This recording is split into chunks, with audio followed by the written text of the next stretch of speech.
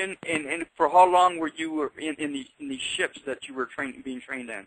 I was up there almost daily between about age 3, when I can really start remembering it, to roughly till I told them to leave about 14 or 15. As a matter of fact, my sister and I believe that basically we were really raised on the ships because we spent a lot of time up there. And Earth to us was not a nice place. So every time I'd go up there, I would always ask, can I stay? And they'd say, you have a mission. Exactly. And when you went up there into the ships, how long were you there for in this process? I mean, for each time period. Since they have a time change, I would be up there for like what seemed to me like hours and hours and hours and hours and hours and hours, and it would only be like an hour or two in Earth time. Really? Okay. So it was like you were there up there for days, and yet you were only actually gone from here only an hour or two or something like that. Right, right. Wow, amazing. And then now the other question I have is the machines. What do they look like? What do they feel like? What do they do? Well, the first thing that you notice when you enter the ships, of course, is the difference in energies between this planet and the ships. As I said when I was starting this, the ships are totally into love and care and service, so you immediately feel this energy high when you enter. And also, since these beings are of a higher frequency than we are, that's one of the things that they would naturally do. The ship would adjust my body frequencies, and so I would feel the differences. You would feel a lot lighter. You would feel a lot more love energy flowing through you. You would feel a lot more happy. Basically, when I was up there, it was almost impossible for me to be sad or to be upset. You were always in a feeling of bliss, of caring, of being open, of respecting each other, of understanding what this respect was all about, that it was natural and it was coming out of a mutual honoring of each other. So when you went up there, you would feel that. And, of course, when you walked anywhere, the energy of the ship would always meet you. So it felt like you were on clouds. So you never really felt like you were walking on the ground. You felt all the time like you were floating. Everything, of course, was curved. There were no sharp corners whatsoever. And you had light that was very bright but did not harm the eyes. And, of course, you were in constant telepathic position with them, and that is you were constantly hearing the ship calling and talking to you, and also all the people on the ship talking to you. And because I was on the ship so much, I developed this natural telepathic pattern. So I tended a lot when I was a kid, especially to not talk, to just use my telepathy to talk for me. Exactly. So to me, one of the things that would get me when I would be on the planet after being up there for a long time was that when you communicated to people, they would look at you like something had been violated in them, and they were wondering, they have this funny stare and look at you, or they would disassociate themselves from you. And so because they felt this energy, this telepathy in their heads, and they didn't understand what it was, and it always happened when you were around them. So I had few friends. And it's funny because you were a lot of times, and and this is from my experience with talking with Shanti. She said that she would talk to people, and she would expect that they would be talking back to you in telepathy, but she did not have any understanding that that's not how people on this earth communicate on a regular pattern basis. Right. So is that correct? Yeah, they talk. The pattern of how we communicate with each other is a lot different, because when you use telepathy, you can bring your inner feelings with your speech, and whereas here you've got to communicate everything by how you talk. You've got to say words in certain things, and so I'm not very good at that. Because it's all part of the same communication process, emotions and feelings and even physical actions and all that is part of the same communication process of telepathy, and yet we've got it all broken down. We haven't learned how to culminate all that process into one form of communication so that instantaneously we understand what's going on with the communication process with each other if we're speaking on that level. Is that correct? Right, exactly. Now, I want to say to Wheelchair John, thank you for your being present here now.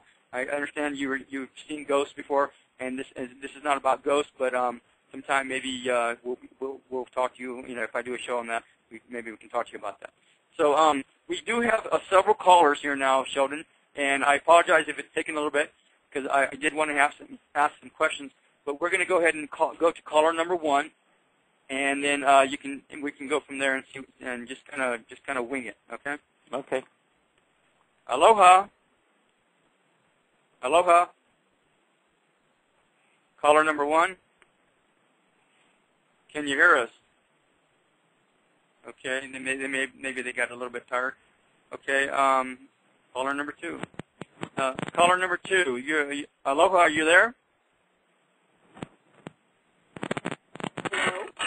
Aloha. Aloha. Hello. Hello. This is Andrew Aloha with Sheldan Nidle off of Spiritual Image Productions Blog Talk Radio. You're out of Cottonwood. I'm taking. Is that correct? Cornville. Cornville. And now I apologize if you can let us know who you are and speak up because we can barely hear you. And then also let us know where you heard of us from. My name is Dana, and I got your invitation via Facebook. Oh, okay. Well, welcome, Dana. Thanks. Okay, go ahead.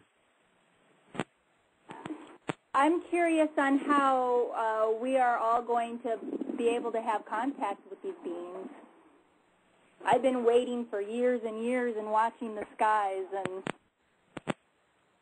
I just feel like I've always been dropped off here and waiting for the right timing to know what my mission is.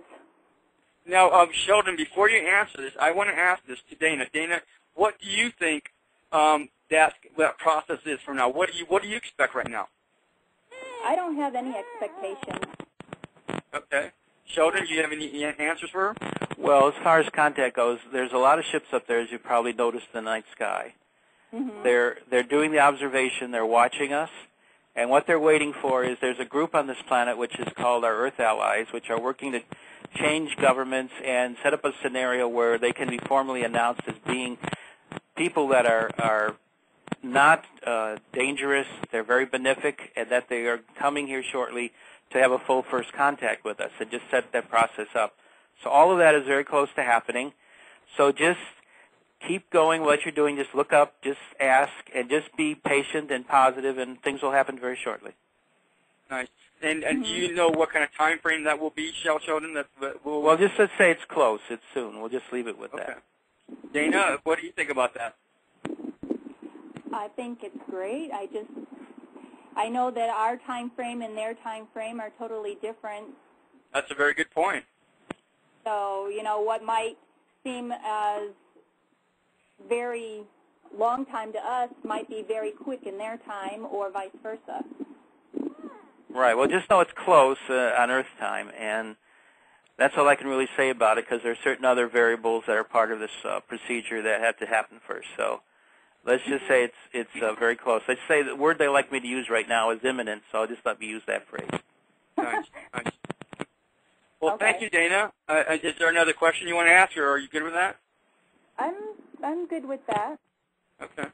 All right. Thank you for stopping by, and when you get a chance, you can stop by again. And if you get a chance to go to the Galactic Gathering in Colorado, maybe that's something you might want to check out. If you aren't willing to go out there and check that out too. Yeah, I would love to, but unfortunately I won't be able to. Okay. Okay, Dana. Thank you. Have a good weekend, and we'll talk to you next time. All right. Thank you. Aloha. Aloha.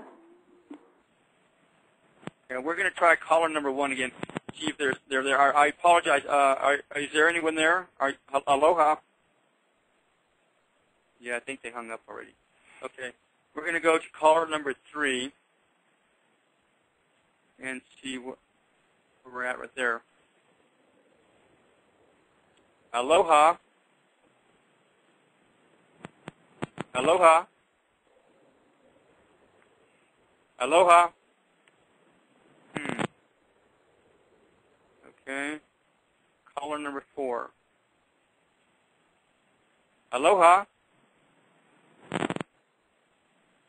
Aloha. Is there anybody there? Yeah, I guess some of these people are getting a little bit of impatient, and so they're having a hard time just waiting. So anyhow, that's okay because